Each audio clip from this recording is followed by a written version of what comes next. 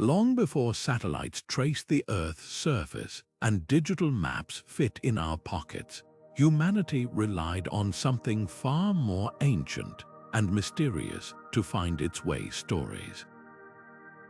Picture this, a sailor standing on the deck of a wooden ship, staring into the vast, star-studded darkness of the open ocean. No compass, no charts, just the tales passed down from generations before. Whispers of gods who painted the skies with constellations, monsters lurking beneath the waves, and heroes who carved paths through impossible lands. These weren't just myths, they were survival tools woven into the very fabric of culture, guiding travelers across deserts, mountains, and seas with nothing but the power of narrative. This is the hidden world of the secret cartographers of myth storytellers who mapped the unknown long before latitude and longitude existed. Think about it, every culture, from the Polynesians navigating by the stars to the Norse following the trails of their gods, embedded directions, warnings, and landmarks into their legends. The Greeks saw Orion's belt as a celestial guidepost. Indigenous Australians followed Songlines' ancestral paths, encoded in music and story across thousands of miles of wilderness. Even today, remnants of these mythic maps linger in place names, rituals, and the way we describe the world around us. But how did these stories become so precise? Why did ancient civilizations trust them with their lives? That's the journey we're embarking on together. Over the next few minutes, we'll unravel how myths didn't just explain the world, they charted it. We'll trace the footsteps of heroes whose adventures doubled as travel logs, decode the starry clues left by gods, and discover how oral traditions preserved geography with astonishing accuracy across centuries. By the time we're done, you'll never look at a fairy tale or an old legend the same way again, because behind every myth, there's a map waiting to be read. So settle in. We're about to retrace the routes of the original explorers, the ones who navigated not with instruments, but with imagination. Imagine holding an entire map in your mind, not as lines on paper, but as a story. That was the reality for countless generations who relied on nothing but spoken words to navigate the world. Long before ink touched parchment, elders recited tales that doubled as survival guides, weaving landmarks, dangers, and hidden paths into myths so vivid they couldn't be forgotten. Take the Polynesians, master navigators of the Pacific. They didn't just memorize stars, they sang them. Chants passed down through centuries held precise instructions which constellations rose over specific islands, how ocean currents shifted with the seasons, even the flight patterns of birds that signaled nearby land. A single verse could mean the difference between finding home and vanishing into the endless blue, but it wasn't just about memory. These stories were designed to stick. Rhythms, rhymes, and repetition turned complex routes into mental anchors. Aboriginal Australian songlines are a perfect example. A single melody might describe every waterhole, rock formation, and sacred site along a 1,000-mile journey through the desert. Sing the song correctly and you'd never get lost. These weren't just songs, they were sonic maps refined over millennia. And because they were lived, rewalked, resung, and adjusted with each generation, they adapted as the land itself shifted. A dried-up riverbed in the story, time to update the verse.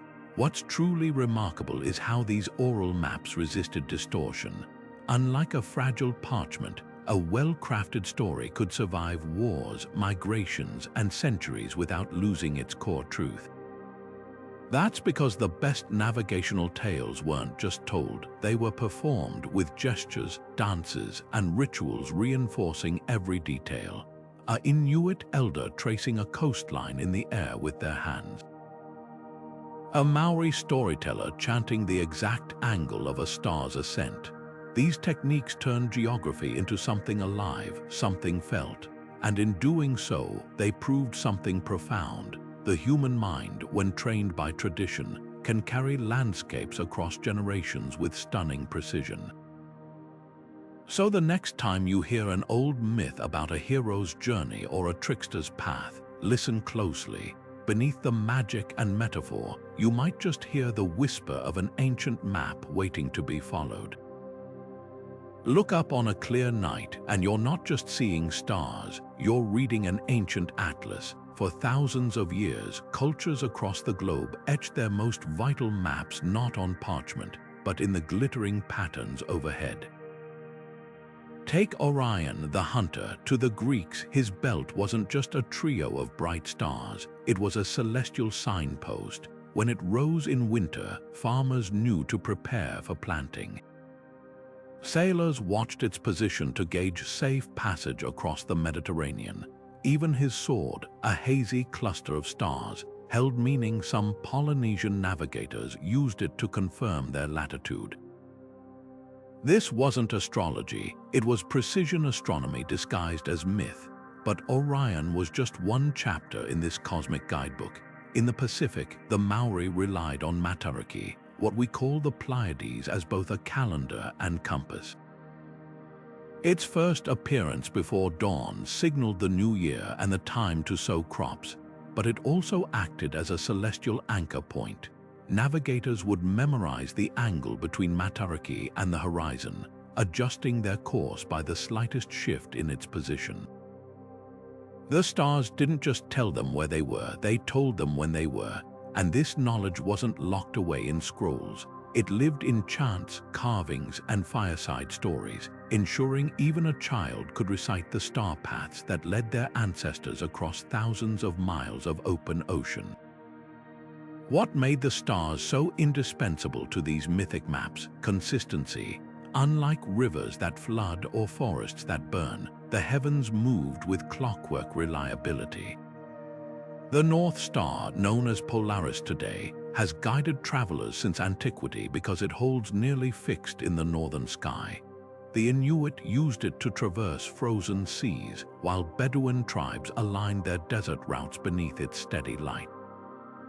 Even the Milky Way served as a star road for the ancient Maya. It mirrored their sacred rivers, while Norse poets described it as the ash tree Yggdrasil's glowing roots. These weren't random metaphors, they were mnemonic devices, turning the abstract dance of stars into unforgettable narratives. And here's the remarkable part, these celestial maps still work.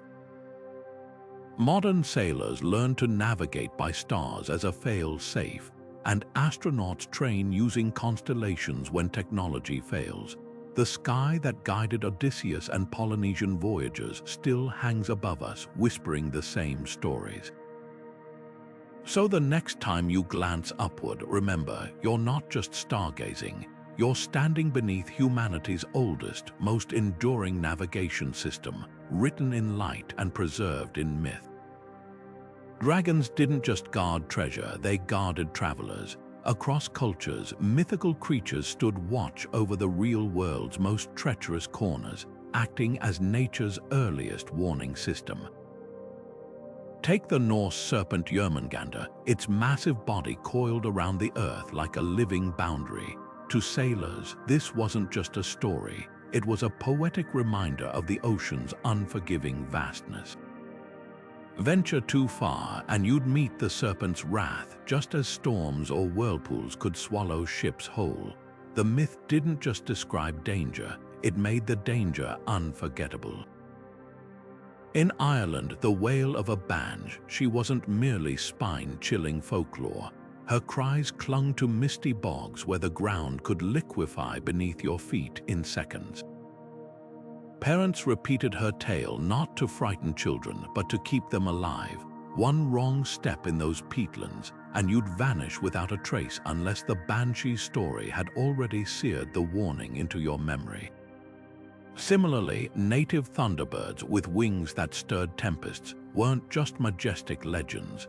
They nested in the stories of tribes living near the Rocky Mountains, where sudden storms could turn narrow passes deadly. Spotting carved thunderbird symbols near a cliff face, that wasn't decoration, it was a survival manual etched in wood and stone. What made these monster-marked maps so effective? Emotion, a dry description like swampy terrain ahead, might fade from memory, but a tale of a skeletal hand rising from the murk, that sticks. Myths weaponized fear and wonder to make geography personal. In ancient Greece, travelers avoided the Strait of Messina not because of charts showing rocky currents, but because of Scylla and Charybdis, the six-headed sea monster and her whirlpool partner. The story turned hydrological data into a visceral choice: sail closer to the beast or risk the swirling abyss. Even today, remnants linger in names like Dragon's Teeth for jagged coastal rocks or Devil's Backbone for narrow mountain ridges. But these creatures did more than warn, they guided. Slavic folklore spoke of the Zime, serpentine beings that dwelled near healing springs. Their presence signaled safe water sources in dense forests. In West Africa, the trickster spider Anansi's tales often unfolded near reliable trade routes or fertile lands. The monsters weren't just obstacles, they were landmarks with layered meanings. A dragon's cave might mean danger or hidden wealth, like the hot springs and mineral deposits volcanoes left behind. Stories gave terrain personality, turning anonymous wilderness into a place with rules, history, and even hospitality. A traveler hearing local legends could read a landscape not just for threats but for opportunities. That's the genius of these mythic cartographers. They understood that to navigate the world, humans needed more than directions, we needed meaning. By wrapping geography in narrative, they ensured their warnings outlasted stone markers that could weather away. Today, when we see a "Here be dragons" note on an old map, we chuckle at the superstition. But those words weren't a confession of ignorance, they were a triumph of memory. Every dragon was a lesson, every giant a guidepost, and every spirit a whispered secret about how to move through the world alive. If myths were the first maps, then gods were their cartographers, shaping not just the land, but how humans moved through it. Consider Hermes, the winged messenger of Greek myth, darting between worlds with his caduceus staff. To travelers, he wasn't just a deity, he was a living compass. Lost in a mountain pass, a roadside shrine to Hermes marked safe passage. His myths didn't just describe the divine, they annotated the earth itself, turning treacherous routes into sacred journeys. And he wasn't alone. In Hindu tradition, Ganesha's elephant head and broken tusk symbolized more than wisdom. His image at crossroads and thresholds wasn't mere decoration. It was a spiritual signpost, reminding pilgrims that every obstacle could be overcome. These divine guides did something remarkable. They blurred the line between geography and theology. Take the Camino de Santiago, the medieval pilgrimage stretching across Europe. Walk its path today and you're retracing steps laid by myth. The Milky Way, called the Way of St. James, wasn't just a celestial marker. It was believed to be dust stirred by the saint's celestial horse. Every village along the route bloomed with legend's miraculous springs where saints struck rocks, or oak trees that sheltered angels. The land wasn't just terrain, it was scripture written in soil and stone. Pilgrims didn't just travel, they read the earth like a holy text, each mile steeped in meaning. But why did gods dominate these travel tales? Because they embodied the paradox of the unknown, both protector and punisher. Athena's olive tree on the Acropolis wasn't just a symbol of peace. It marked Athens' sacred boundary, a divine, no trespassing sign. Norse travelers whispered prayers to Odin before crossing fog-choked fjords, knowing the All-Father could either guide their ships or summon storms with a glance. Even Anubis, the jackal-headed Egyptian god, served a dual role. His scales weighed souls in the afterlife, yes, but his myths also mapped the Duat, the perilous underworld river that mirrored the Nile. Death, like any journey, required a guide who knew the way. This divine cartography left clues we still follow today. Ever notice how many roads trace ancient pilgrimage routes? Or how city layouts mirror sacred geometries described in myths? From Rome's temples aligned with solstice sunbeams to Angkor Wat's towers mirroring constellations, gods didn't just inhabit the world, they designed it. Their stories turned arbitrary trails into intentional paths, chaos into order. So next time you pass an old shrine or take a highway that curves just so around a hill, ask yourself, was this path laid by engineers or something older, something whispered in the language of myth? Every hero's journey ever told was in its bones a map in disguise. Take Odysseus's decade-long voyage home from Troy. His encounters weren't just fantastical detours. They were lessons in Mediterranean geography coded as myth. Circe's island, where men turned to swine. Historians now link it to Monte Circeo, a rocky peninsula off Italy's coast, once feared for its treacherous currents and malaria-ridden marshes. The bewitching wasn't magic. It was a warning about venturing ashore unprepared. Even the Cyclops Cave, long dismissed as pure fiction, matches real coastal grottos where giant elephant skulls mistaken for one-eyed monsters littered the floors. These stories didn't just entertain, they annotated the sea. But the genius of these epic maps lay in their layers. When Sinbad the sailor faced the rock, a bird so massive it blocked out the sun, the tale wasn't just about spectacle. It mirrored the very real perils of monsoon winds near Madagascar, where sudden squalls could capsize ships. The giant's footprint, a poetic nod to the whirlpools near the Strait of Hormuz. By wrapping geography in adventure, these stories made critical details unforgettable. Forget a dry list of coordinates, and you might misplace a port. But forget the image of a hero lashed to a sheep beneath a blinded Cyclops. Impossible. The stakes were baked into the drama. What's fascinating is how these mythic routes still hold up. Modern archaeologists, armed with Homer's descriptions, have retraced Odysseus's supposed path, and the landmarks align, the wandering rocks that crushed ships. Likely the drifting icebergs of the Bosphorus, feared by ancient sailors. Scylla's Cliff, where 6 heads snatched crew members, a real narrow channel with deadly crosscurrents. Even the Lotus Eaters Island, where men forgot their homes, fits the description of Jerba off Tunisia, known for its narcotic honey. The more we decode these stories, the clearer it becomes they weren't just tales.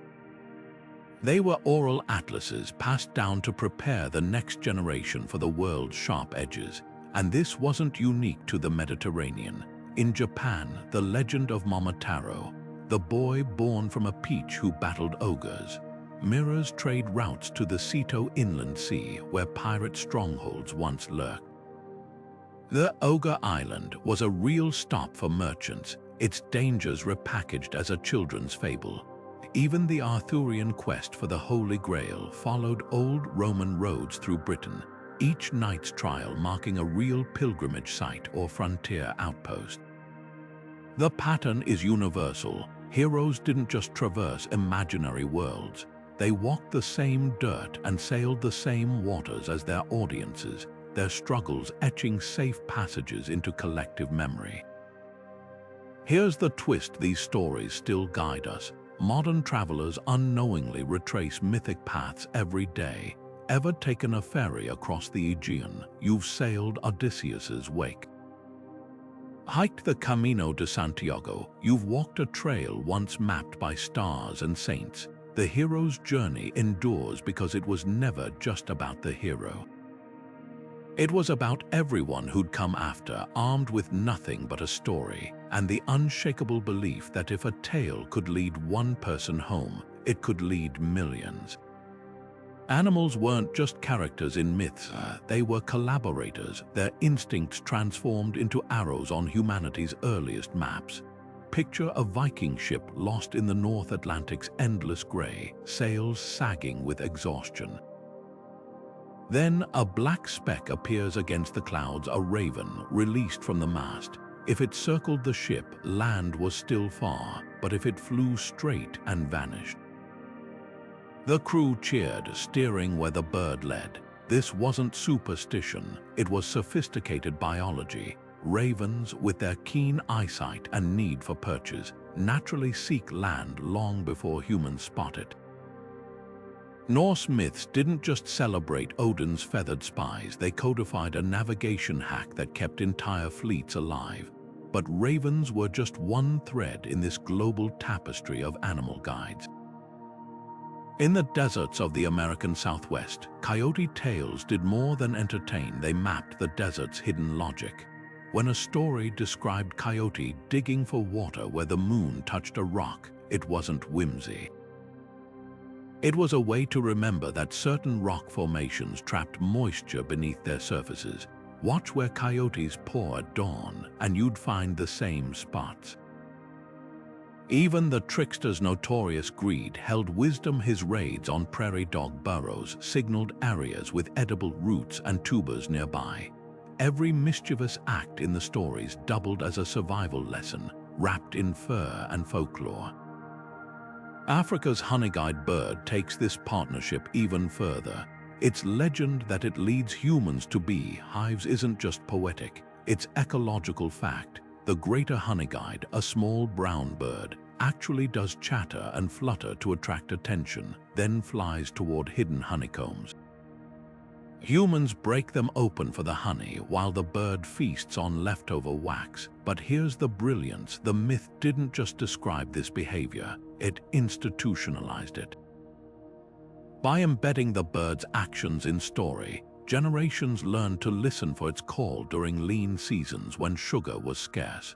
The tale turned a wild creature into a living GPS, its wings pointing the way to calories.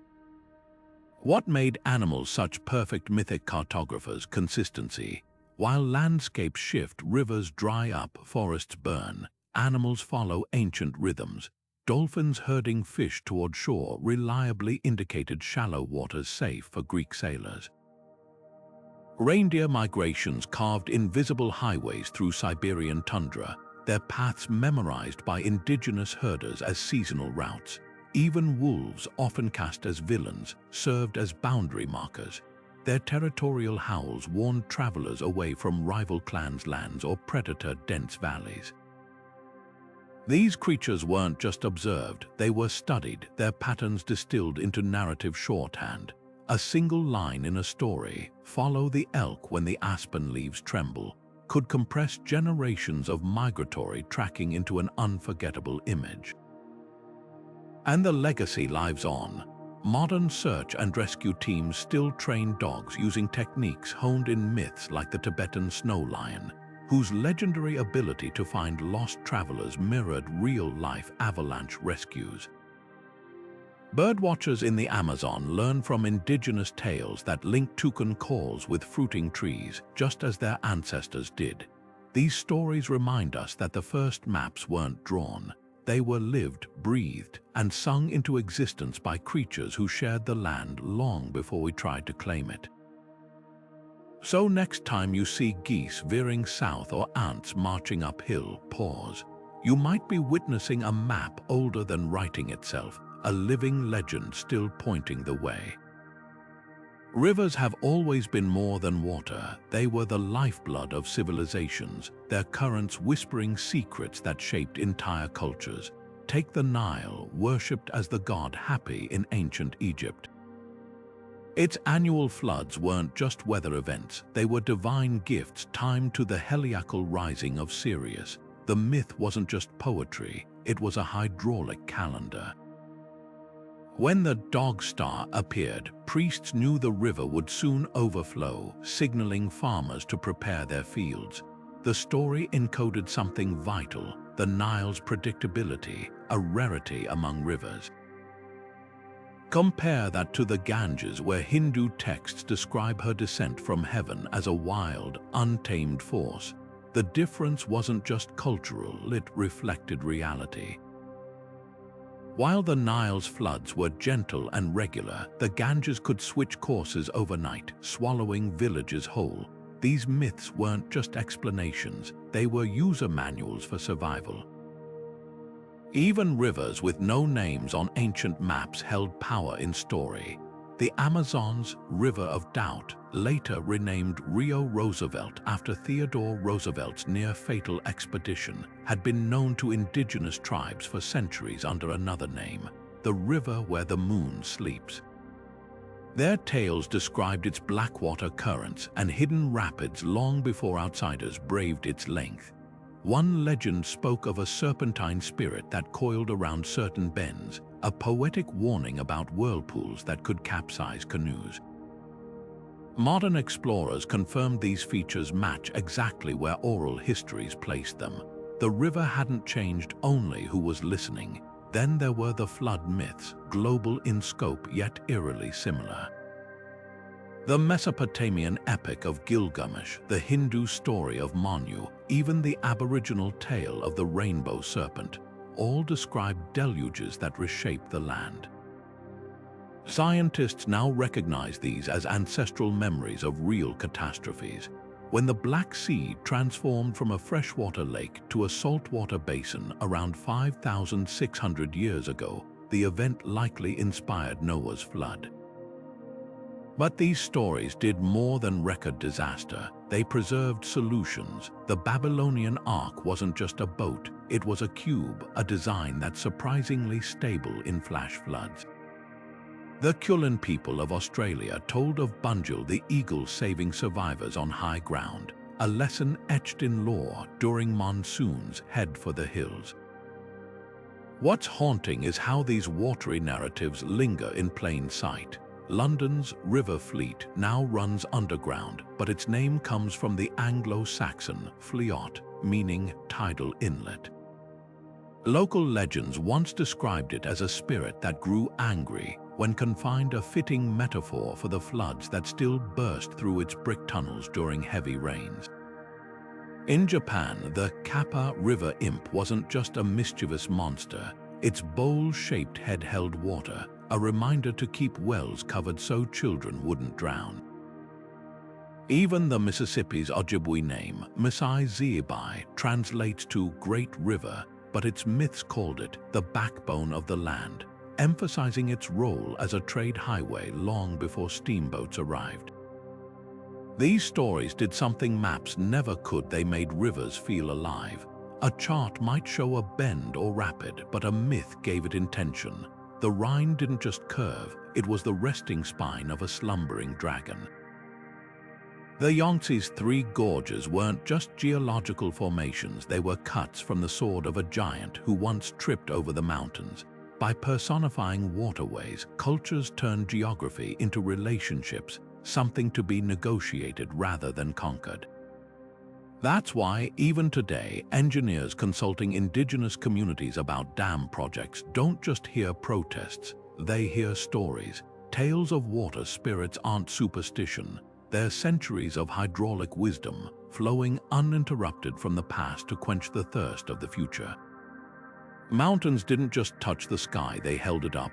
In myth after myth, peaks like Olympus, Kailash, and Sinai served as cosmic pillars, places where heaven and earth pressed so close together they nearly merged. For the Inca, Machu Picchu's terraces weren't just agricultural marvels. They were a literal staircase to the gods, each level a step closer to the divine.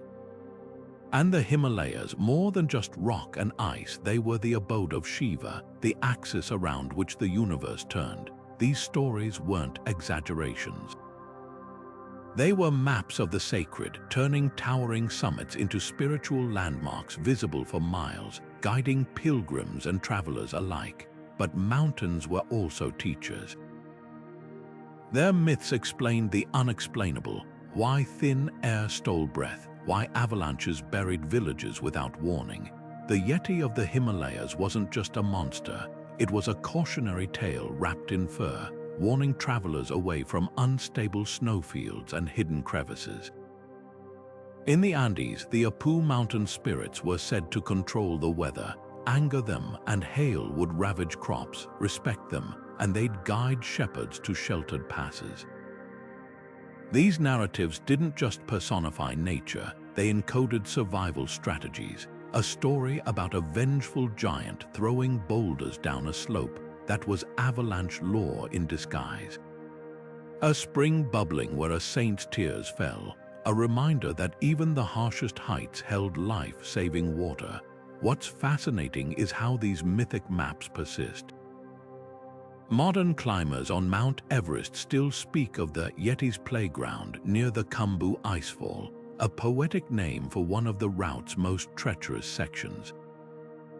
Pilgrims circling Mount Kailash today follow paths laid out in ancient texts, their footsteps echoing rituals thousands of years old. Even the names we use, Denali, Fuji, Sinai, are often linguistic fossils, preserving old words for sacred or home of the gods.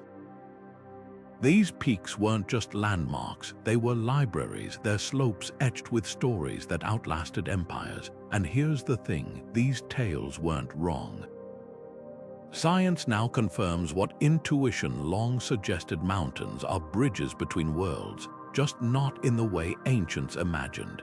Their heights create unique microclimates, their minerals feed sacred springs, their sheer mass shapes weather patterns. The divine winds that Greek myth said Zeus hurled from Olympus, we now call them katabatic winds, rushing down slopes with enough force to knock a person flat. The breathlessness attributed to mountain spirits, altitude sickness, explained centuries before oxygen levels were understood. The myths got the details wrong, but the lesson right. Mountains demand reverence. So the next time you see a peak silhouetted against the horizon, remember, you're not just looking at geology, you're seeing one of humanity's oldest, most enduring maps. A place where every cliff has a story, every shadow a warning, and every summit a whispered secret about how to navigate this world, and maybe the next. Forests weren't just clusters of trees, they were riddles wrapped in bark and shadow, their twisting paths designed to test even the wisest traveler. Step into Germany's Black Forest, and you weren't merely entering woods, you were crossing into a realm where Grimm's fairy tales sprang to life. The trees themselves seemed to whisper warnings, their branches knitting together like the fingers of some ancient guardian. Slavic children grew up hearing of Baba Yaga's hut, a house perched on chicken legs that spun to face newcomers. Only those who spoke the right words could find the door. But this wasn't just a spooky bedtime story. It was a survival manual. The hut's erratic movement mirrored the disorientation of deep wilderness, teaching listeners to watch for subtle landmarks. A gnarled oak, a moss-covered stone, the way sunlight slants differently in uncharted groves. In Japan, the Aokigahara forest silence wasn't just eerie, it was instructive. Folktales spoke of yurei, spirits who led wanderers astray with phantom footsteps. But listen closer, and the lesson emerges. The volcanic rock beneath the soil muffles sound, making compasses unreliable. The myths weren't just about ghosts, they were mnemonics for the forest's unique geology. A traveler who remembered the tales knew to mark their path with ribbons or follow the wind's direction rather than trust their ears. Meanwhile, in England, Robin Hood's Sherwood wasn't merely a hideout, it was a living map of guerrilla warfare. The ballads didn't just celebrate his arrows, they encoded the forest's layout. Lincoln green wasn't just a costume color, it blended with specific oak and hawthorn leaves, while meeting under the major oak pinpointed a real, massive tree still standing today. What made these forest myths so enduring was their layered wisdom. Take the brothers Grimm's Hansel and Gretel. On the surface, a cautionary tale about abandonment. But peel it back, and it's a masterclass in woodland navigation. The breadcrumbs useless birds eat them, the pebbles reliable, they glint in moonlight. Even the witch's candy house held truth. In lean winters, starving travelers might hallucinate mirages of food. The story distilled generations of hard-won knowledge into symbols sticky enough to survive centuries.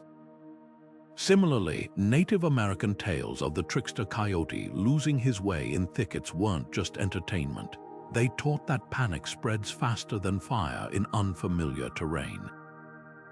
Stop, observe, and let the forest speak first. Today, scientists are unraveling these narrative maps with newfound respect. Ecologists in the Amazon collaborate with indigenous elders, matching oral histories to satellite images, and discovering that rivers of jaguar teeth in myths often correspond to mineral-rich zones where water shimmers oddly. In Scandinavia, archaeologists have found Viking-age fairy rings of mushrooms marking safe campsites, just as described in sagas warning travelers not to anger the hidden folk. Even the Blair Witch Project's stick figures echo real trail markers used by early European settlers, a cinematic nod to humanity's oldest fear, that the forest remembers routes we've forgotten. The brilliance of these green labyrinths lies in their duality. They were both challenge and teacher, adversary and ally. A Welsh story of a knight led astray by will. Oh, the wisps might sound like fantasy until you learn that methane from decomposing leaves can create eerie glowing patches in marshlands. The spirits weren't lying. They were highlighting real hazards with a glow science would only explain millennia later.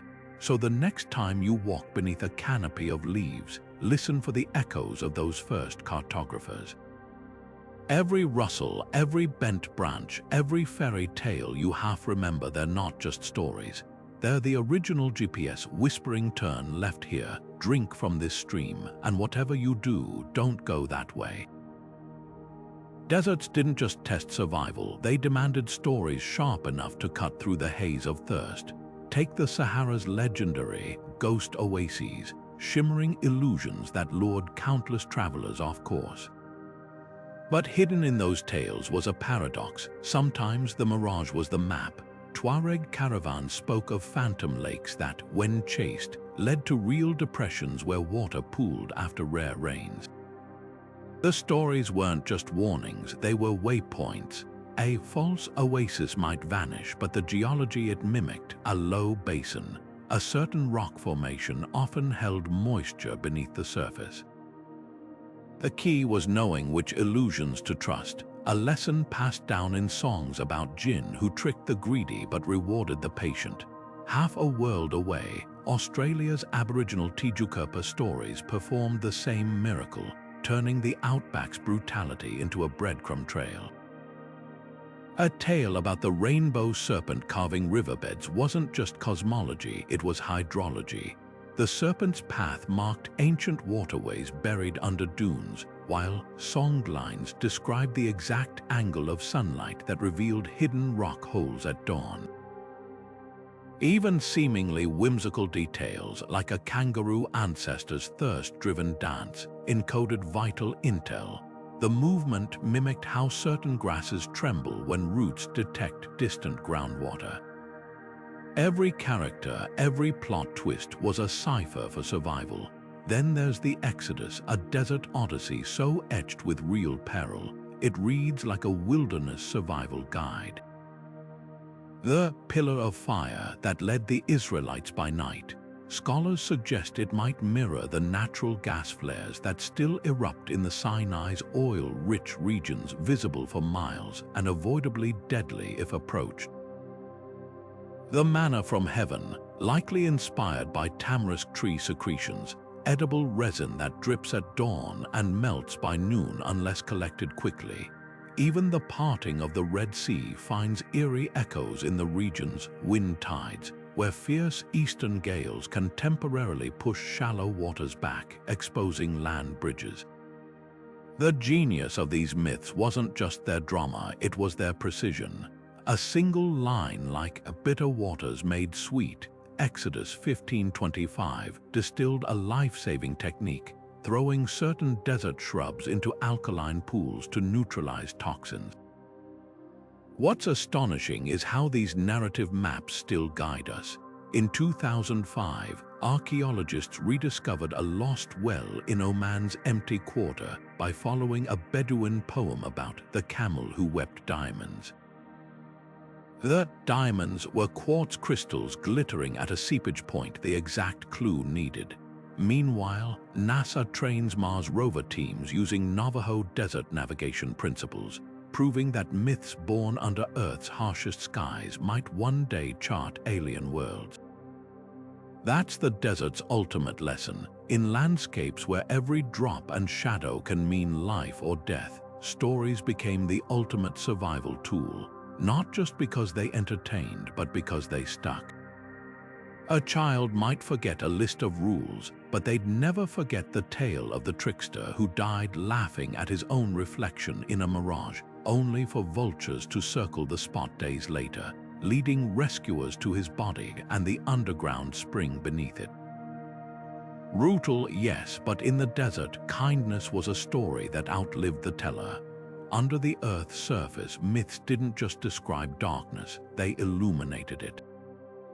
Consider the Maori legend of Uamoko, the unborn god whose stirrings caused earthquakes. His domain wasn't just a spiritual underworld, it was a living map of New Zealand's geothermal activity. Lava tubes, said to be his pathways, weren't merely metaphors, they were navigational markers.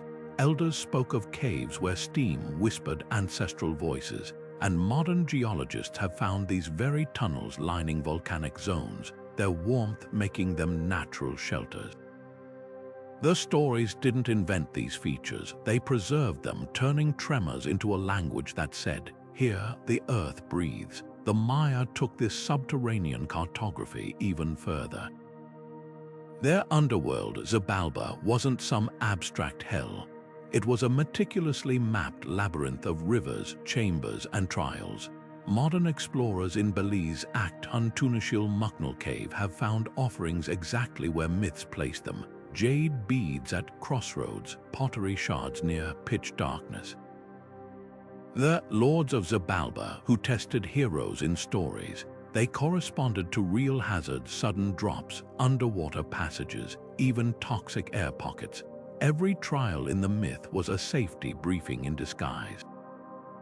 Step where the hero stumbled, and you might avoid a crumbling ledge.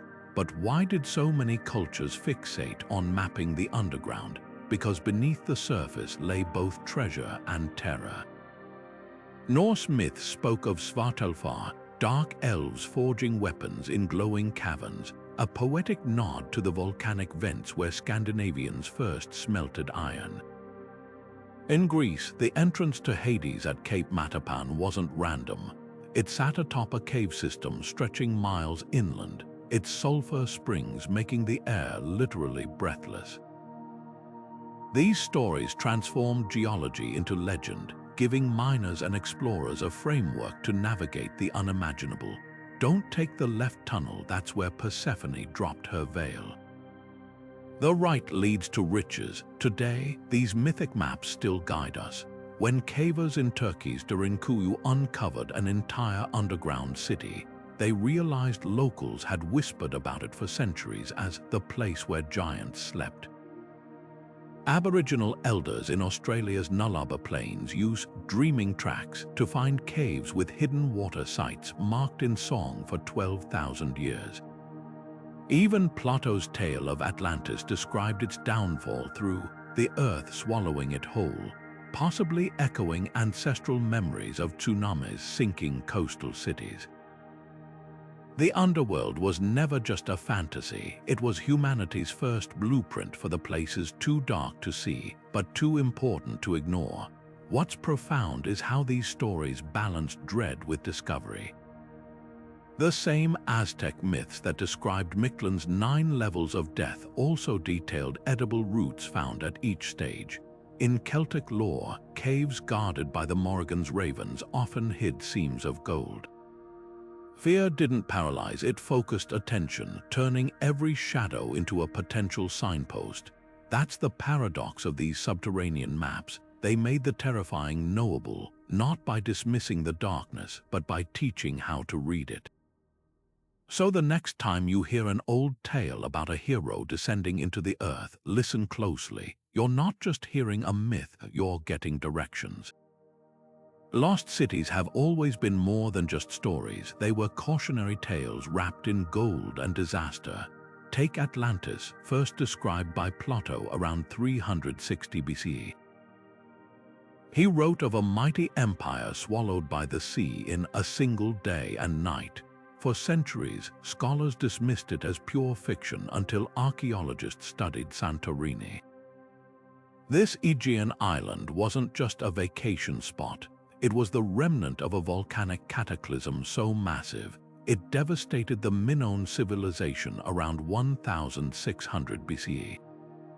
The timeline doesn't match Plato's exactly, but the parallels are uncanny. Advanced culture, sudden collapse, even the concentric rings of Santorini's caldera mirroring Atlantis's fabled circular city.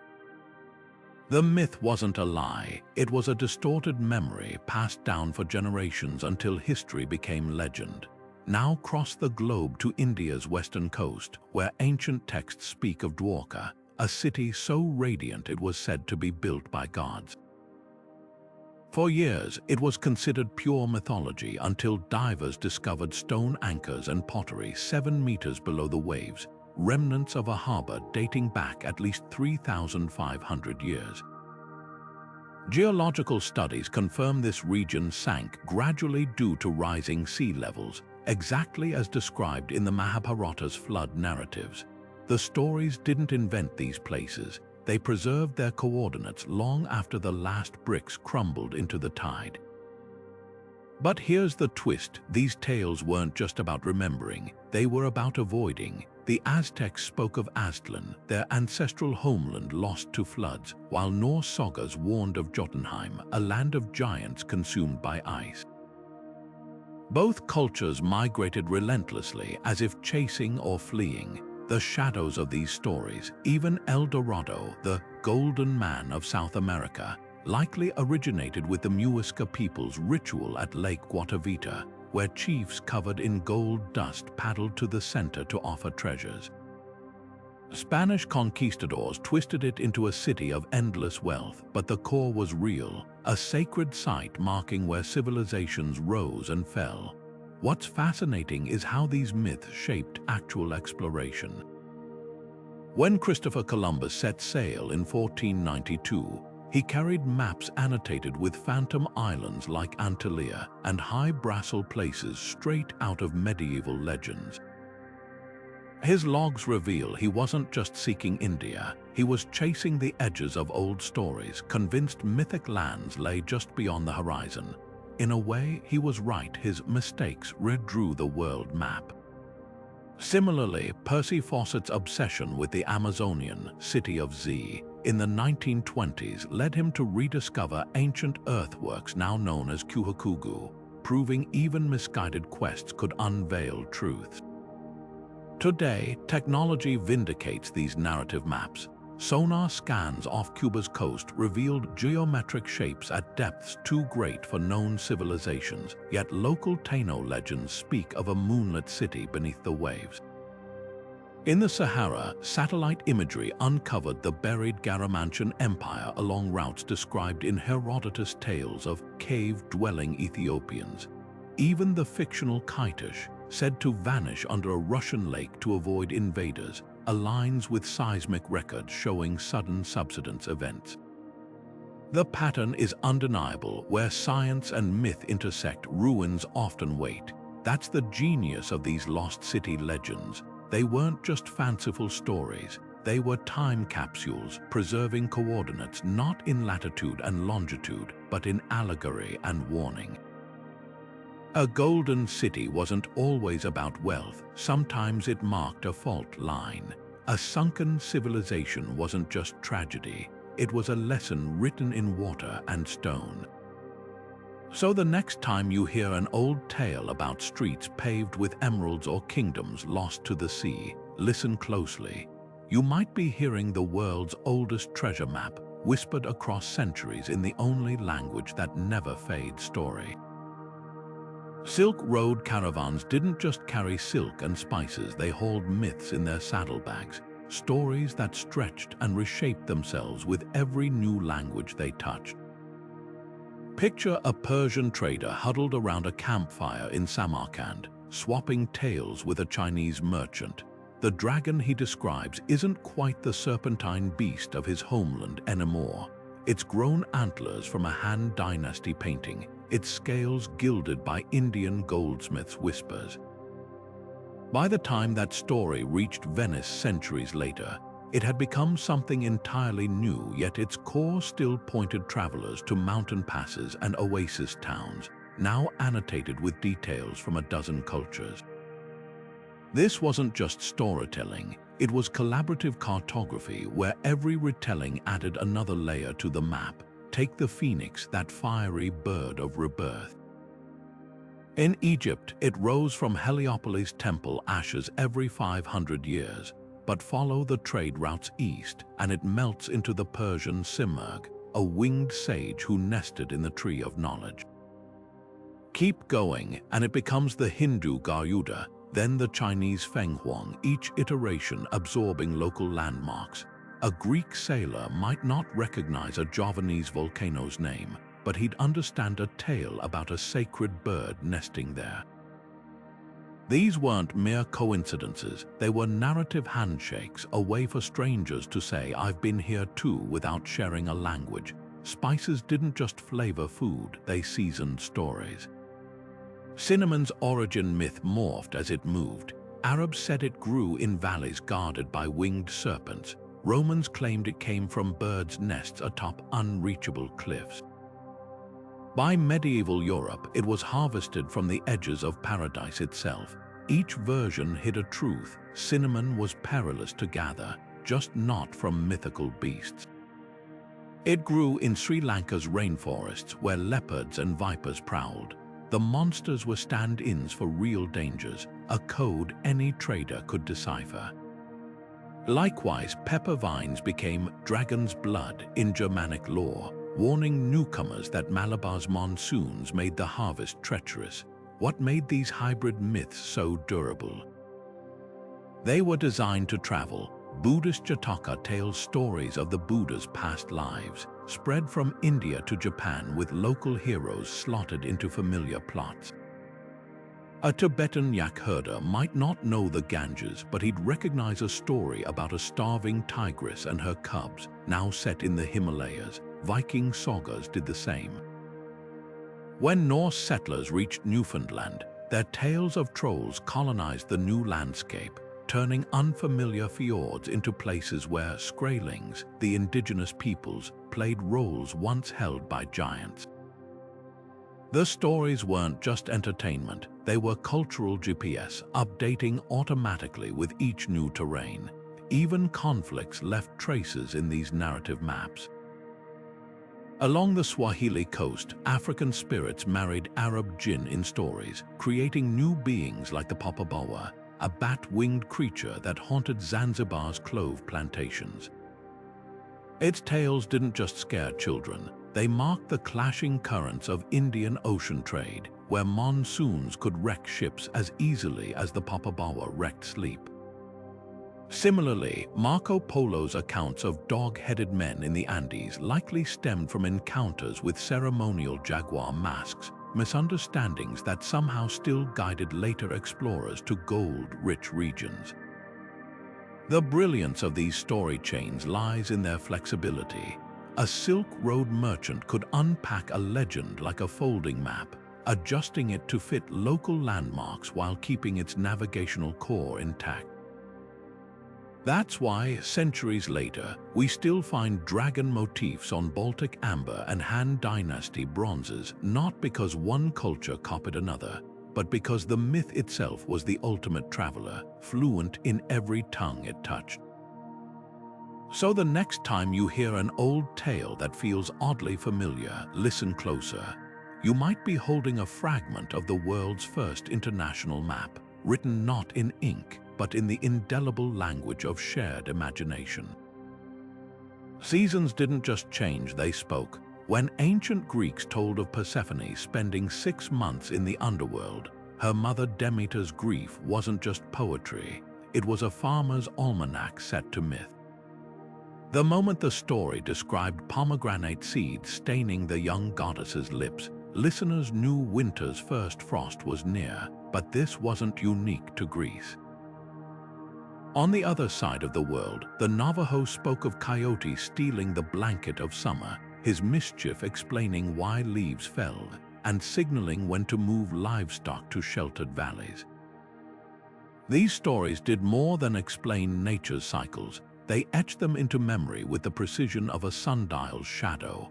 Consider the Celtic wheel of the year, where festivals like Samhain and Beltane weren't just celebrations, they were survival checkpoints. The tale of the Cailleach, the divine hag who ruled winter, wasn't merely a fireside ghost story. When she struck the ground with her staff, freezing it white, that was the cue to store the last harvest. Beltane's bonfires, said to lure back the sun, coincided with turning livestock out to fresh pastures. Every flame and folk song held practical instructions. When the Oak King battles the Holly King in the stories, start pruning your vines. Even the stars played their part in this mythic timetable. In ancient China, the story of the weaver girl Xinu and the cowherd Niulang wasn't just a tragic romance. Their annual meeting across the Milky Way on the 7th day of the 7th month marked the start of the rainy season critical for rice farmers. Pacific Islanders tracked the Pleiades rising to predict typhoons, wrapping the warning in a tale of the Star Sisters fleeing a shark. The myths didn't just describe celestial events, they made them urgent, visceral. Forget a date on a clay tablet, and you might misplace a shipment. Forget a story about a shark-chased constellation, and you could lose your entire canoe fleet. What's remarkable is how these narrative calendars adapted. In Scandinavia, the Yule goat's antlers weren't just festive, they mirrored the reindeer's winter movements, a reminder to hunt before deep snows came.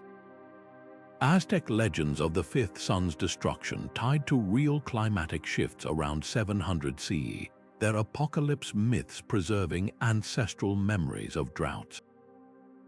These stories weren't static. They evolved with the land, new layers added like rings on a tree.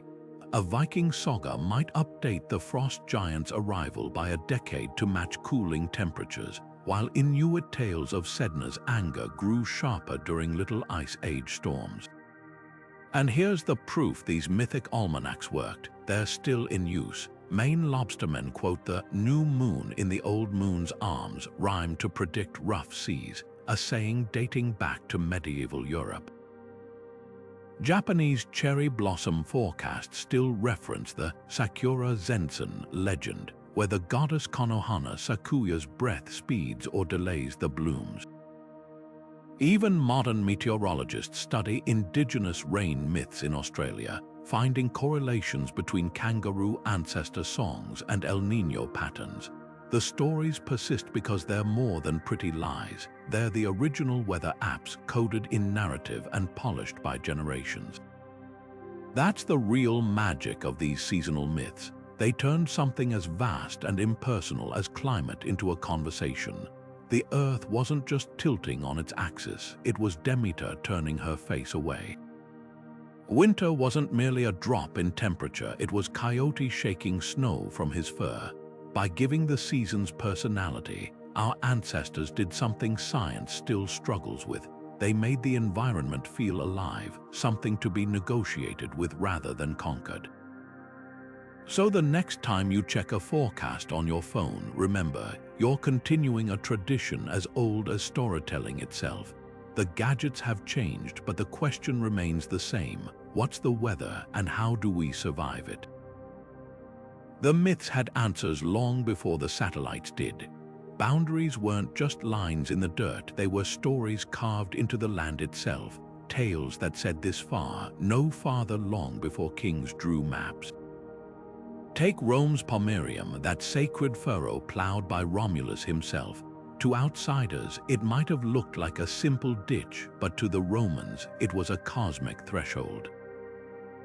Step across with weapons and you weren't just breaking a law, you were defying the gods. The myth didn't just mark where the city ended, it declared where civilization began.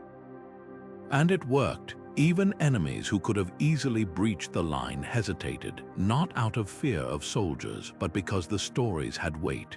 China's Great Wall carries its own legends, not just as a fortification, but as the petrified spine of a slumbering dragon. Every watchtower was a vertebra, every crumbling stretch a warning. Cross this, and you wake something ancient. The myth did what mortar couldn't. It made the wall feel alive, a guardian rather than just stone. And it wasn't alone. In the Andes, the Inca spoke of apashutas, cairns that marked mountain passes. To travelers, they were navigational aids, but the stories said more. Each stone was a prayer left by those who came before, a pact with the spirits of the heights. Add a rock and you joined the pact, remove one and the mountain might forget you. Then there were the stories that drew borders with invisible ink. The Garden of Eden's forbidden fruit wasn't just about disobedience, it was the ultimate boundary myth. Eat this and you cross from innocence into knowledge, from harmony into struggle. The tale wasn't just theology, it was a metaphor for the human itch to push past limits and the consequences that follow. Similar warnings echoed globally. Slavic folklore spoke of measure, boundary poles guarded by domovoi spirits. Anglo-Saxon charms invoked thyrses, giants, to protect field markers. Even Australia's Aboriginal songlines didn't just describe routes. They encoded territorial agreements sung into being during the Dreamtime. What's startling is how these mythic borders still shape conflicts today. The Himalayas' Doklam Plateau dispute between China and India isn't just about geography. Both sides cite centuries-old texts and pilgrim routes as evidence. In the Balkans, medieval battlefield myths resurface during land disputes. And in the Americas, indigenous nations use creation stories to reclaim sacred sites from developers. The dirt might get bulldozed, but the stories refuse to fade. That's the power of these narrative frontiers. They turned arbitrary lines into living entities with personalities and punishments. A fence could be climbed, a wall torn down, but defy a dragon or anger a spirit, and the consequences stuck in the bones. These myths didn't just map the edges of empires, they mapped the edges of the imaginable, teaching that some boundaries exist not to keep people out, but to remind us who we are. Dreamtime stories didn't just describe the land, they were the land, sung into existence note by note across thousands of years. Picture an Aboriginal elder walking through the red dust of the outback, their voice rising and falling in rhythm with the contours of the earth. Every syllable corresponds to a dip in the terrain, every pause marks a waterhole, every crescendo signals a distant mountain range. These songlines weren't mere directions, they were the pulse of the continent itself, woven so deeply into the landscape that to sing them was to physically retrace the steps of ancestral beings. A single verse might stretch 500 miles, linking granite outcrops, salt flats, and river bends into a melody so precise, a trained traveler could cross deserts without ever seeing a map. But here's what sets songlines apart from any other navigation system. They defy linear time. In Western cartography, a mountain is just a landmark fixed in space, indifferent to history. In Dreamtime Mapping, that same mountain might be the frozen body of a creator spirit, its slopes echoing with the laughter of children from a story 50 generations old. A rock formation isn't just a waypoint, it's the remains of a kangaroo ancestor who leapt across the sky, leaving pools of water where his paws touched ground. This isn't metaphor, it's multidimensional wayfinding where geography, memory, and ethics intertwine. To follow a songline isn't just to travel, it's to step into an ongoing conversation between past and present, where every landmark asks a question: who are you? Why are you here? Modern technology stumbles where songlines soar. GPS can tell you the quickest route from Sydney to Perth, but it won't warn you that a certain gully is taboo after rain, or that a seemingly dry creek bed hides underground springs if you know the right stones to tap. Ethnographers working with Warrumungu elders in the Northern Territory discovered that certain songlines encode ecological data science is only now confirming, like which plants bloom first after fire, or where migratory birds nest during drought. The stories don't just guide, they teach stewardship. A verse about the rainbow serpent isn't just about finding water, it's a reminder that water remembers how you treat it. The genius of songlines lies in their resilience. When British colonizers fenced off sacred sites, elders adapted the melodies, shifting references to nearby trees or stars to preserve the route without trespassing. During the stolen generations, when Aboriginal children were forcibly removed from their lands, many kept the maps alive by humming fragments under their breaths, stitching country back together note by note. Today, archaeologists using satellite imagery have found that songlines describing star paths from 12,000 years ago still align with ancient trade routes, proof that these oral maps outlasted glaciers and empires. What Western cartography misses is the cost of reducing land to lines on paper. A highway engineer might see a straight shot through a valley, but a songline sees the scar where a creator's spear once fell, the place where the earth still hums with the impact. That's why efforts to digitize songlines often falter. You can't upload a relationship. When Martu elders in Western Australia partnered with Google Earth, they insisted certain sites appear blurred, not out of secrecy, but because some knowledge must be earned through feet on ground and voices raised in country. The land isn't a grid to be plotted, it's a story to be lived. So the next time you glance at a map, ask yourself, what's missing? The contour lines might show elevation, but do they tell you where the wind carries the scent of rain? The symbols mark towns, but do they whisper which hills echo at dawn? Dreamtime mapping challenges us to reconsider what navigation really means, not just charting space, but honoring it verse by verse, step by step. After all, the oldest maps weren't drawn with ink. They were written in footprints and song, and they still guide those willing to listen. Volcanoes don't just erupt, they speak, and for millennia, myths have been their translators. Take Peel, Hawaii's fiery goddess, whose legendary temper mirrors Kilauea's unpredictable eruptions. When elders spoke of her digging her fiery fingers into the earth, they weren't just spinning tales, they were describing the exact behavior of magma chambers. A chant about Peel's tears wasn't poetry, it was a coded warning. The tears referred to olivine crystals found in lava flows, which indigenous trackers used to predict an eruption's path. Villages were evacuated not because of seismographs, but because the story said Peel was restless. Half a world away, the Romans worshipped Vulcan, god of the forge, whose subterranean hammer strikes echoed the tremors of Mount Etna. His myths weren't just metaphors, they were manuals. Temples built on stable ground outside Pompeii survived Vesuvius's fury because priests knew Vulcan's domain included unstable earth. Even the shape of his forge, described as a cavern with vents, matched volcanic calderas. The ancients didn't understand plate tectonics, but they recognized patterns. Certain steam vents meant danger, specific gas smells preceded explosions. These observations were wrapped in divine drama, making them unforgettable. The brilliance of these volcanic myths lies in their precision. In the Pacific Northwest, the Cowlitz tribe's story of the mountain that grew angry described Mount St.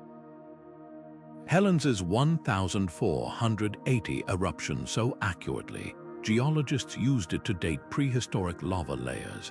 The tale mentioned a river of ash flowing like a black river, matching pyroclastic flow deposits found centuries later.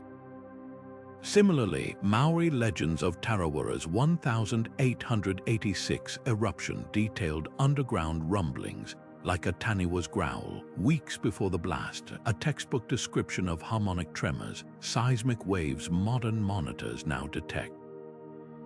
What's astonishing is how these stories functioned as early GIS systems.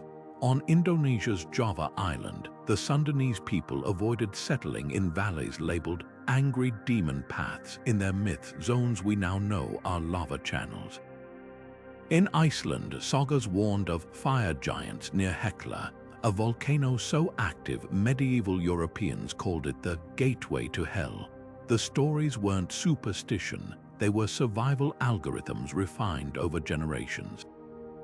A single line like "the earth coughs before it screams" compressed centuries of observational science into a life-saving rhyme. Today, volcanologists actively mine these legends for clues. When Hawaii's Po vent erupted in 1983, researchers cross-referenced Peale's myths with satellite data and found her favorite places aligned with the volcano's most active rift zones. In New Zealand, Maori accounts of Tarawera's cracking sky helped scientists reconstruct the eruption's vertical plume height. Even Plato's tale of Atlantis sinking in a single day now reads like an eyewitness account of a volcanic tsunami, possibly inspired by the Santorini catastrophe. The lesson here isn't that myths were primitive science, it's that they were parallel science. Where modern sensors measure gas emissions, stories tracked the scent of sulfur as the breath of dragons.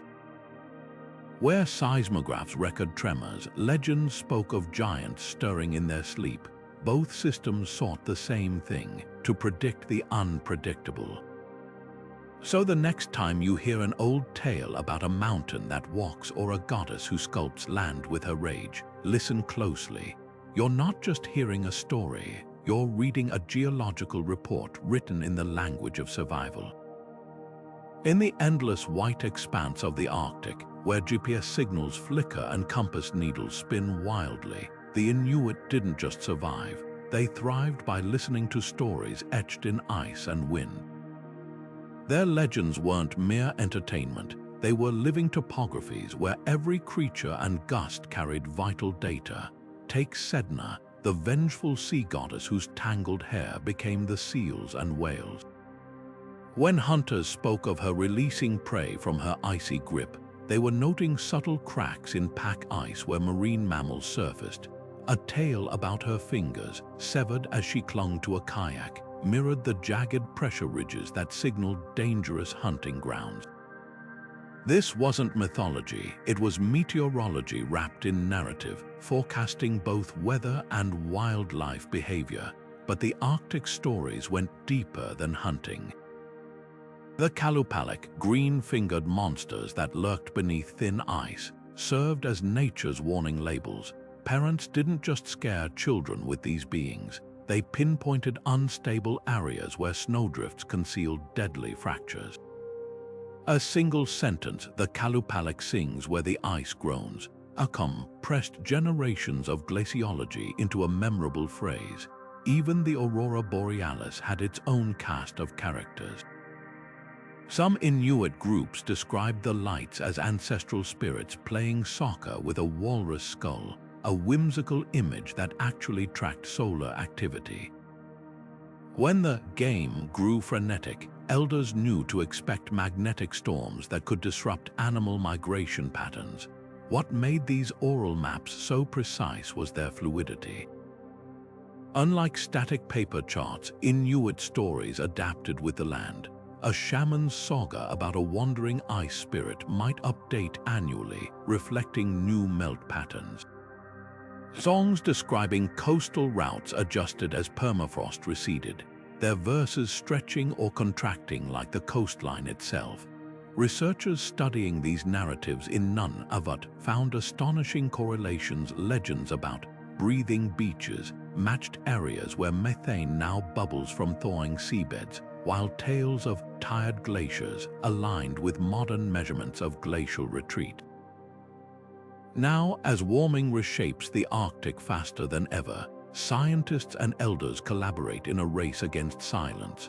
Projects like the Inuit Siku Atlas digitize stories that once guided generations, not as relics but as active wayfinding tools. A hunter's memory of his grandfather's tale about the island that walked recently helped locate a shifting sandbar now crucial for polar bear monitoring. Meanwhile, meteorologists incorporate traditional terms like sikaluk, rotten ice, into climate models, finding these descriptions often convey instability more vividly than technical jargon.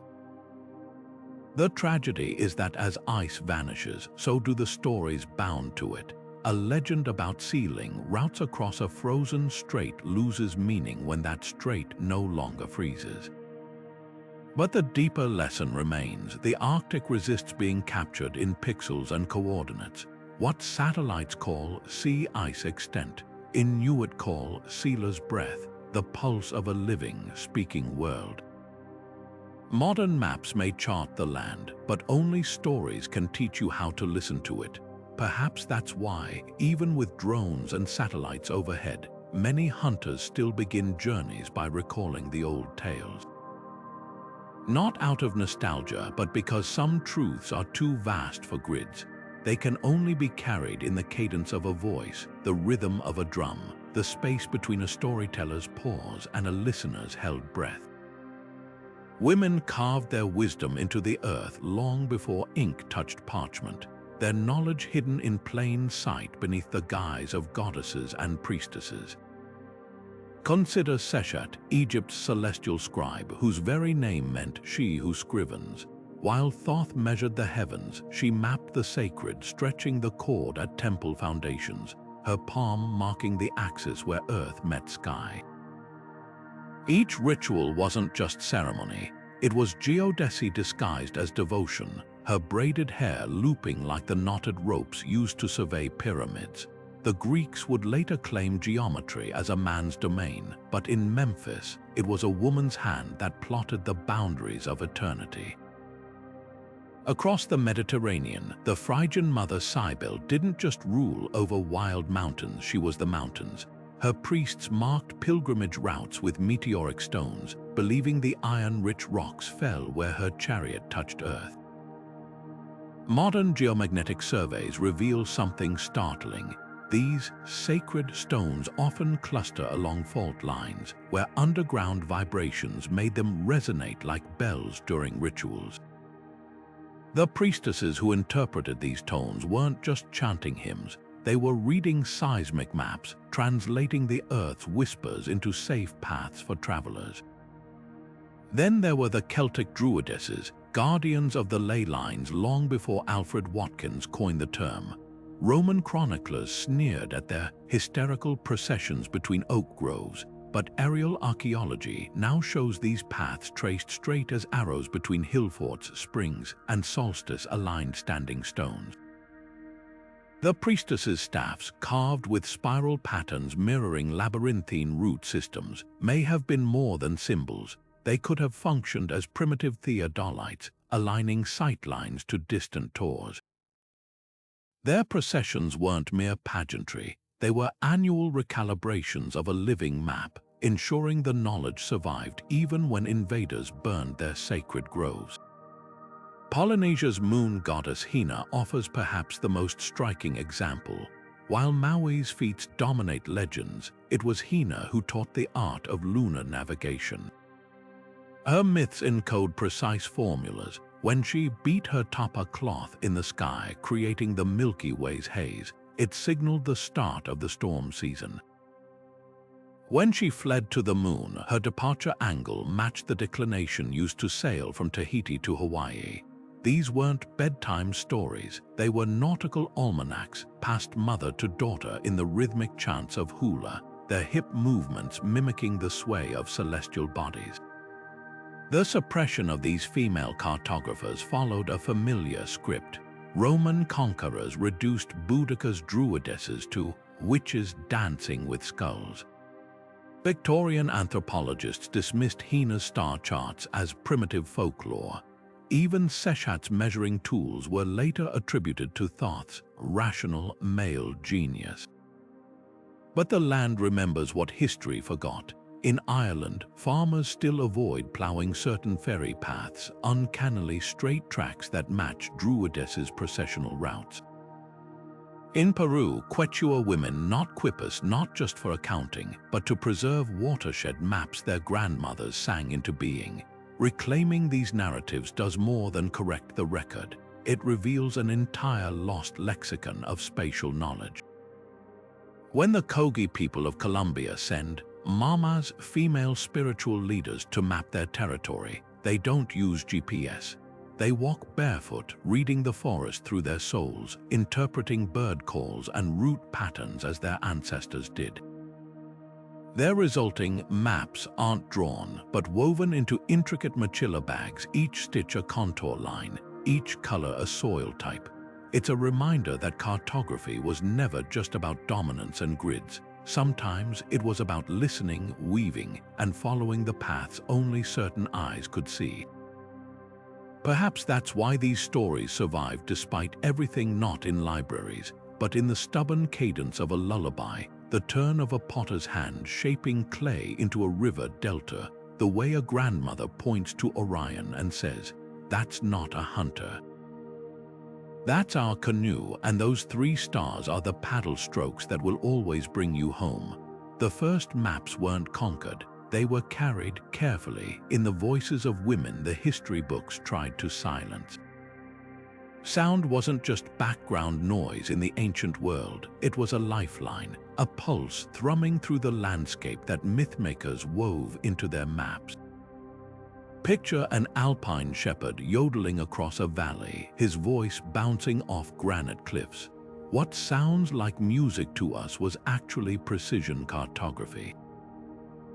Each echo revealed the distance to the opposite slope, the depth of a gorge. Even the texture of the rock-face soft limestone absorbed notes while granite flung them back sharp and clear.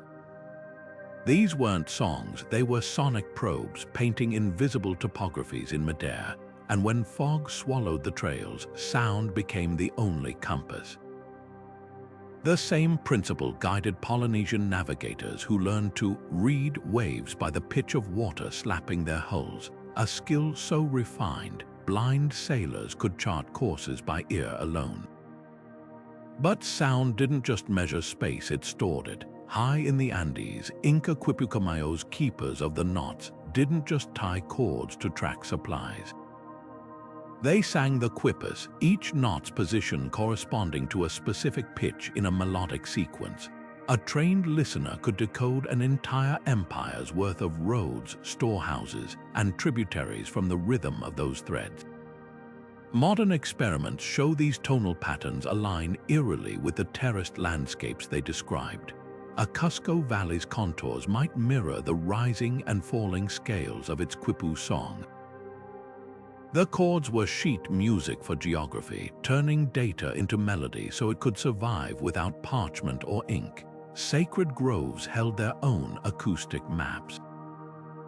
Celtic druids didn't merely worship trees, they listened to them.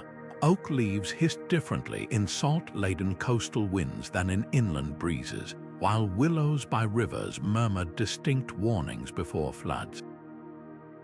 These soundscapes became liturgical. The colloquy of the birds wasn't poetic fluff but an auditory weather report. Similarly, Tibetan monks chanting mandalas into existence weren't just performing rituals. The harmonics of their throat-singing frequencies, measured today at precisely 65 to 75 Hz, matched the resonant frequency of their temple chambers, creating standing waves that seemed to build the sacred architecture in thin air. To walk those sonic labyrinths was to traverse a map made of vibration. What's tragic is how modernity deafened us to these frequencies.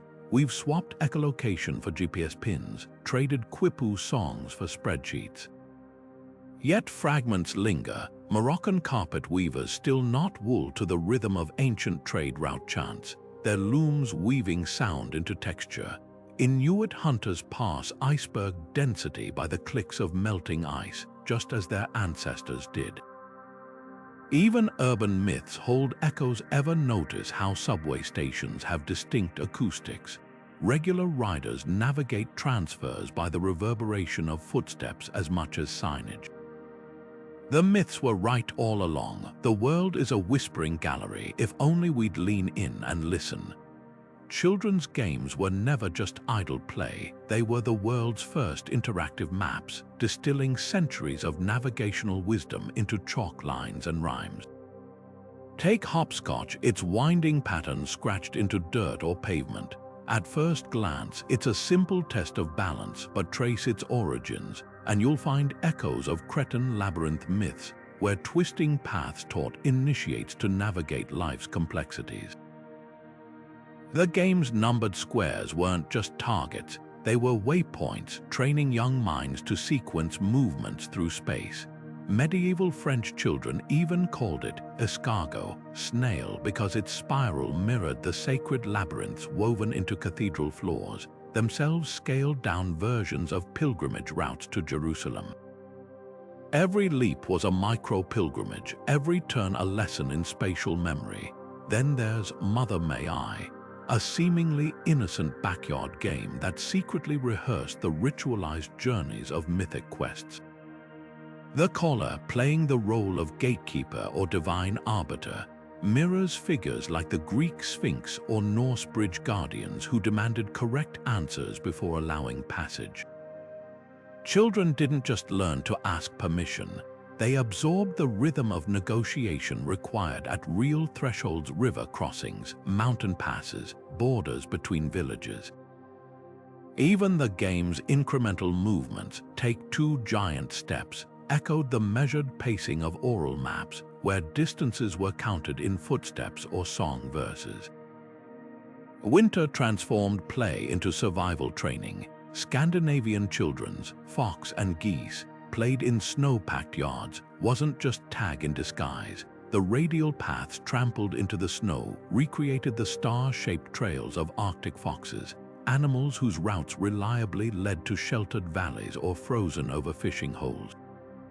Norse parents watched their kids dart along these patterns, subtly reinforcing the same path used by their ancestors during blizzards. Similarly, Native American snow snake games where players slid carved sticks along icy channels taught the physics of glacial movement, preparing young hunters to predict ice thickness on lakes and rivers. The brilliance of these games lies in their dual coding. Nursery rhymes like London Bridge or Ring Around the Rosie weren't just catchy, they were cartographic.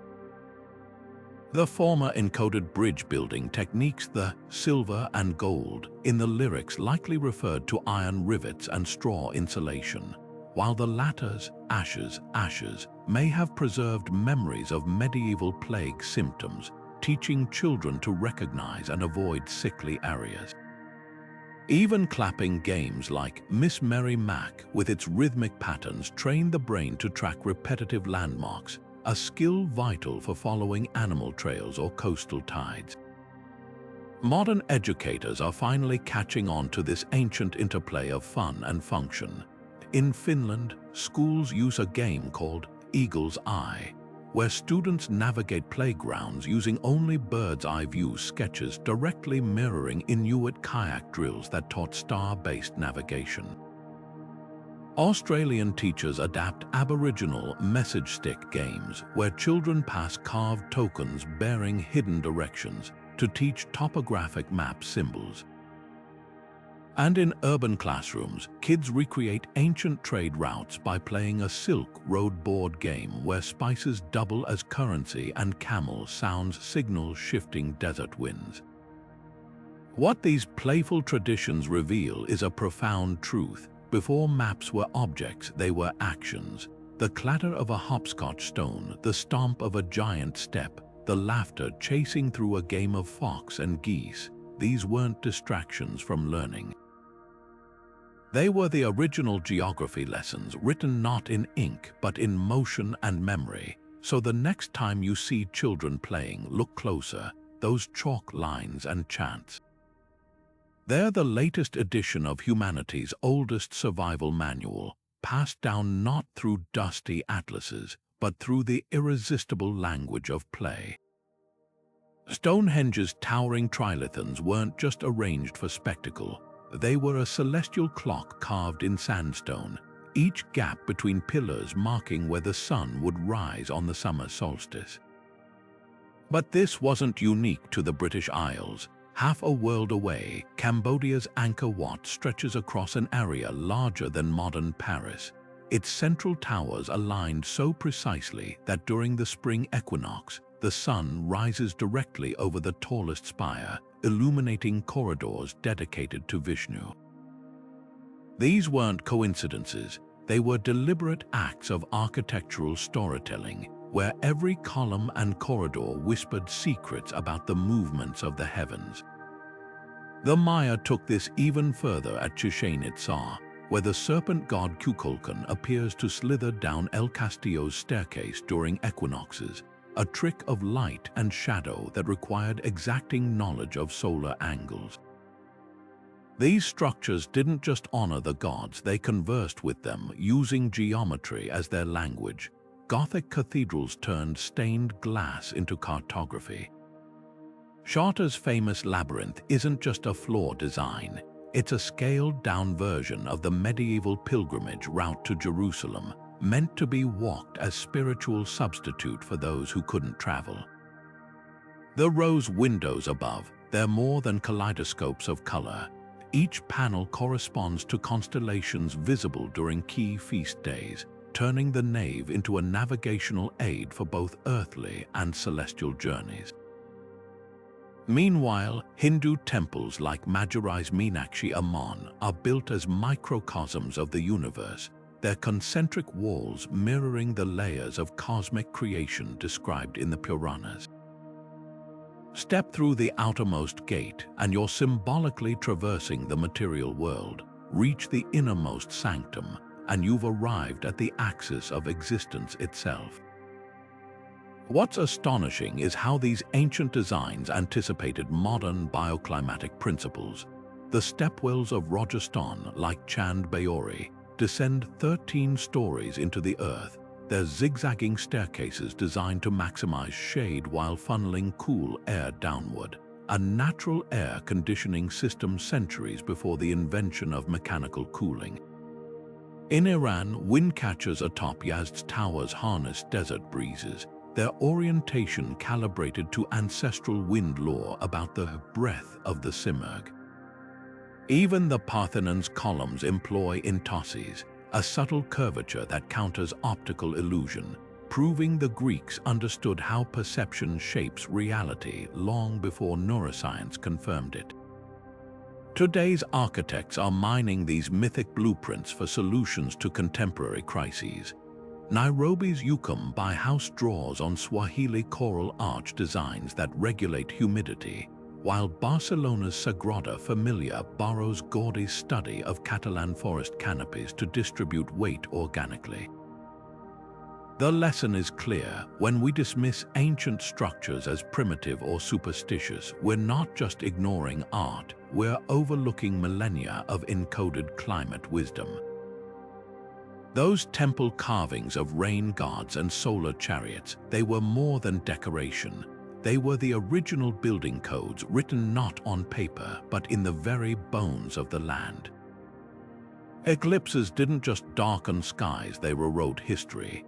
When the sun vanished over Mesopotamia in 763 BCE, Assyrian scribes didn't just record the event as an omen, they etched it into trade treaties. When the god's torch is extinguished, one tablet warned, "Let no ship sail for 30 days." What sounds like superstition was actually sharp logistics. The eclipse's path crossed major caravan routes, where sudden darkness could scatter pack animals or embolden bandits. By mythologizing the phenomenon as the god's anger, rulers ensured merchants heeded the travel ban, protecting both lives and supply chains. Venus played a similar role in the Pacific, but as a celestial ally rather than a warning.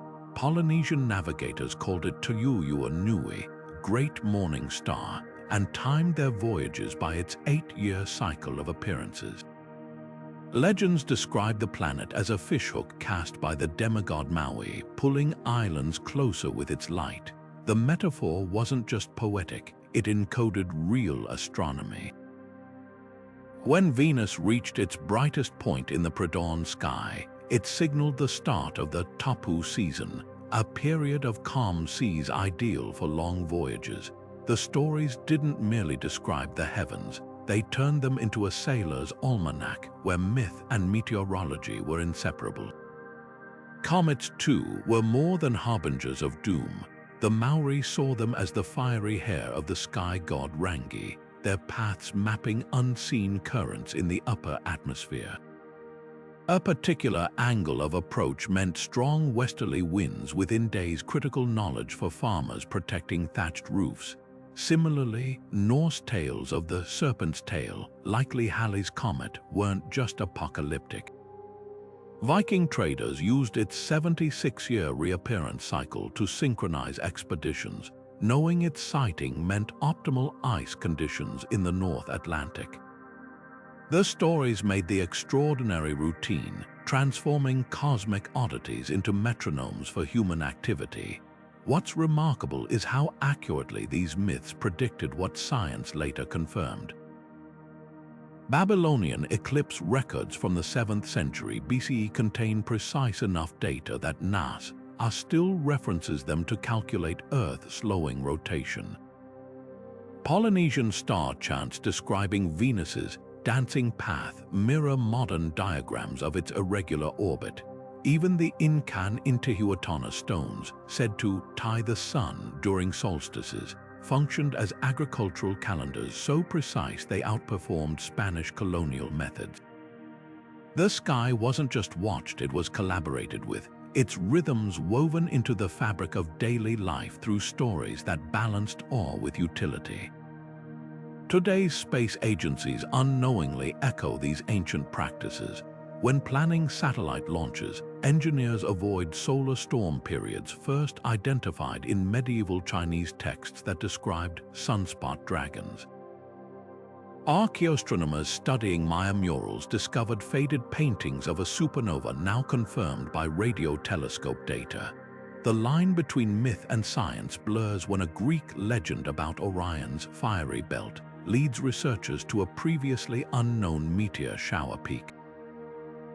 Perhaps that's the ultimate lesson. The stars were never silent. They were always speaking, and for millennia, stories were how we listened. Names aren't just labels, they're the last echoes of stories too important to forget. Take the river Styx, that fabled boundary between life and death in Greek mythology. Today, travelers can wade through a real Styx in the Peloponnese, its dark waters still swirling with legends. Locals will tell you the river's name comes from the word stygmos, meaning gloom, but dive deeper and you'll find older tales whispering of oath-taking rituals where warriors pledged loyalty by its banks, believing the waters carried their promises to the underworld. The name didn't just describe a place, it preserved an entire worldview where geography and the divine were inseparable. Halfway across the world, Avalon's misty shores linger in England's Somerset levels. The name from the Welsh Afalon likely meant Isle of Apples, but the myth transformed it into something far richer, a sanctuary where Excalibur was forged and Arthur healed. Modern archaeologists have found evidence of Iron Age Cranog's artificial islands in the area, their post holes aligning with descriptions of Avalon's palisades. The name wasn't just poetic, it was a cultural waypoint marking a real refuge that later generations cloaked in legend. Even today, farmers near Glastonbury Tor speak of apple-heavy mists that roll in from the wetlands as if the land itself remembers the old stories.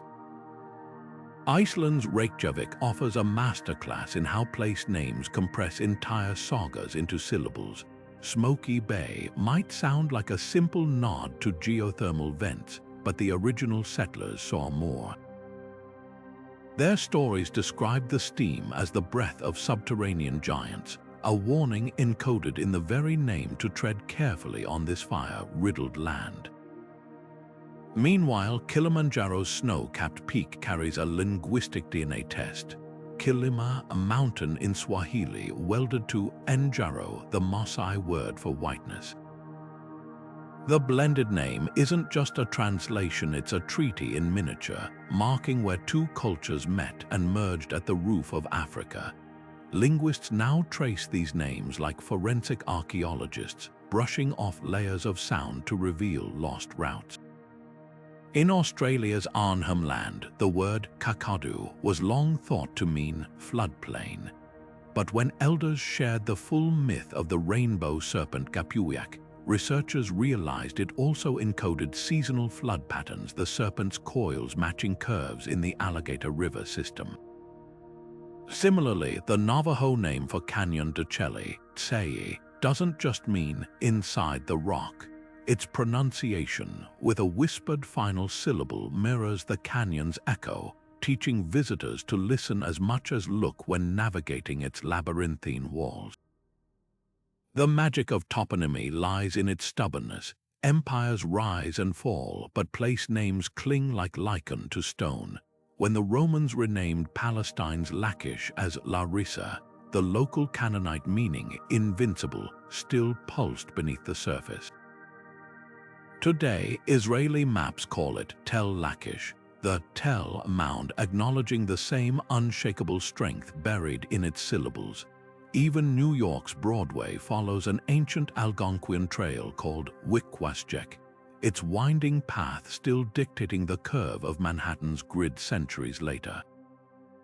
What's breathtaking is how these names keep speaking long after their original tongues fade. In Scotland, Ben Nevis sounds Celtic but hides a Norse secret. Nef, nose for the mountain's profile, a Viking sailor's landmark visible from the sea. In Peru, the Yorubamba River whispers Quechua poetry, Yoru spider plus Pampa plain, painting a picture of tributaries spreading like a web, a perfect description of the sacred valley's water network. Every name is a palimpsest, scratched over but never erased, waiting for the right ear to hear its story again. So next time you glance at a map, don't just see names, listen to them. That innocuous Devil's Peak on your hiking trail, it's not just a spooky label. It's the last surviving witness to someone's encounter with a rockslide or lightning strike, a warning fossilized in syllables.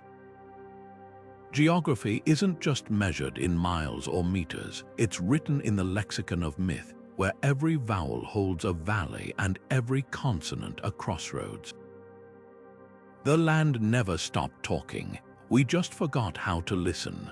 From the star-painted myths of Polynesian navigators to the dragon-guarded rivers of medieval Europe, we've uncovered how stories didn't just describe the world, they shaped it.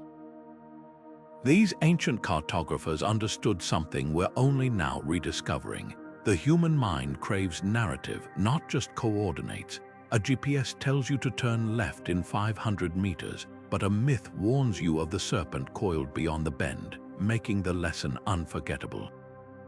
That's the magic hidden in these tales. They transformed abstract landscapes into living, breathing worlds where every mountain had a name, every storm a reason, and every path a story. Yet here's the beautiful paradox: we still navigate by these invisible maps today, often without realizing it. Ever avoid a shortcut because it feels unsafe? That's the echo of an old tale whispering about bandits or quicksand. Ever trust a landmark because it's famous? That's the descendant of mythic sites where travelers gathered for centuries.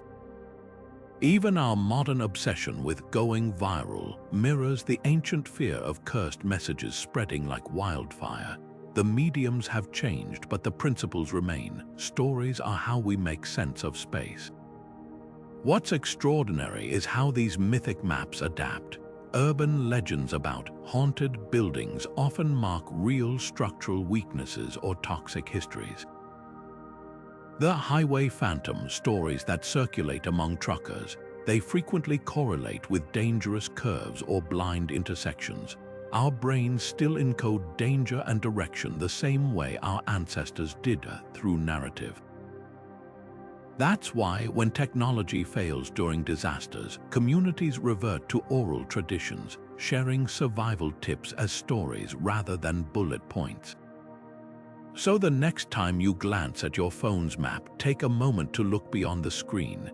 The street names, the park boundaries, even the coffee shop on the corner, they all hold fragments of older stories. That Whispering Pines subdivision, it might be built atop a forest once said to answer questions in the wind.